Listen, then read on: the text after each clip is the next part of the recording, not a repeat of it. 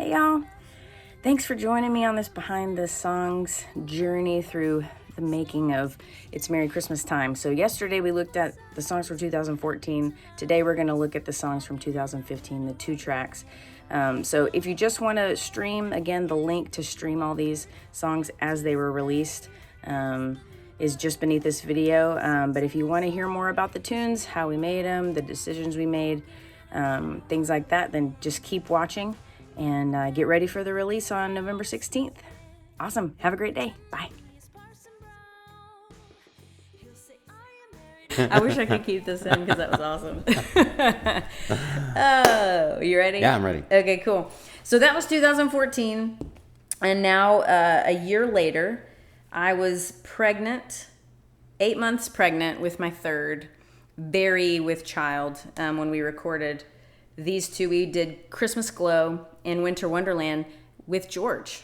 With George Reeve. Yeah. He was a gigantic presence in the Austin music world, a beautiful guy, an extraordinary bass player, not all about flashy, but all about serving the artist and the song. And he was kind of he was just a catalyst of goodwill and good music, who drew people together and seemed to, and it became immensely clear after his passing, he seemed to know everybody and everyone loved him. So tell me about your relationship with George briefly, because Yeah. I think it was really George really Reeve unique. and I, who's the person we're referring to, if you don't know this, was he passed away in the summer of 2017, and after a very quick illness. And he was my closest friend I've had as an adult, really, you know. And we met in 1995. We actually met before then, but he joined my band Cotton Mather as the bass player because we were going to Japan and he wanted to go to Japan. And out of that evolved a really great friendship. And he was he was very close to me and close to my kids. And he came over every Christmas night, you know. And so George transitioned somewhat from being a full-time sideman. And he was a celebrated and much sought-after sideman as a bass player. And he began to see that he wanted to incorporate being a studio producer into his life, and he began to build up that business really just a few years before you met him. And George was a very generous person in terms of, he knew I was doing that. He knew I was building my own world of production. He would, trade ideas with me.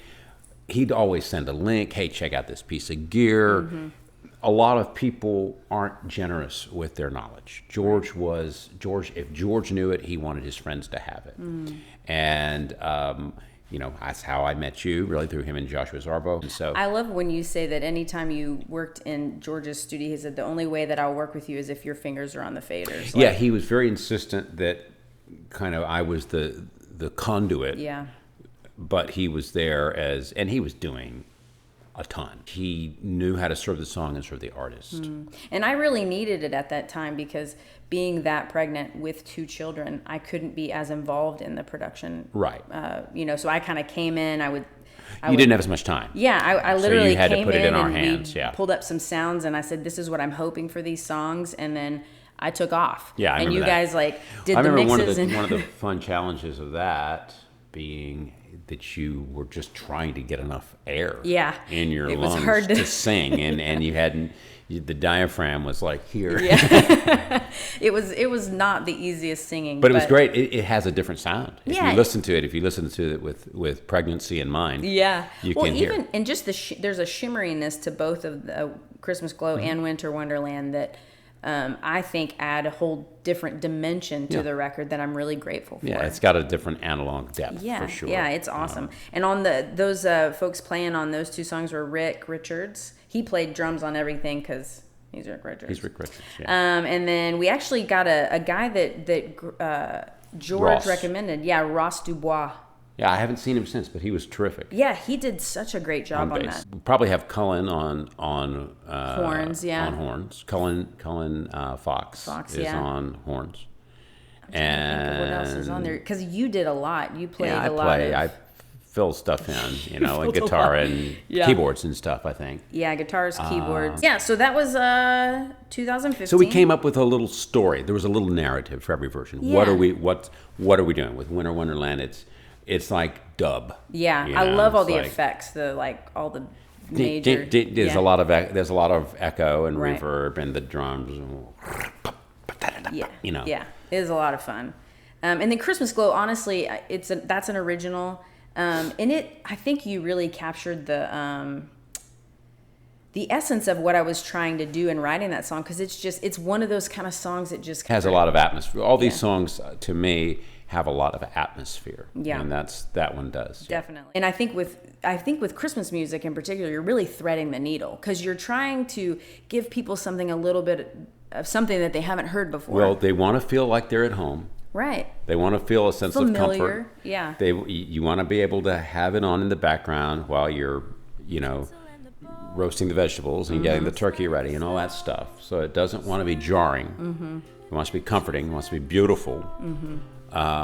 But there also needs to be a reason to choose that record over the other 5,000 Christmas records Right. you have access to. Thank you guys so much for watching. I hope you enjoyed learning a little bit more about Christmas Glow and Winter Wonderland.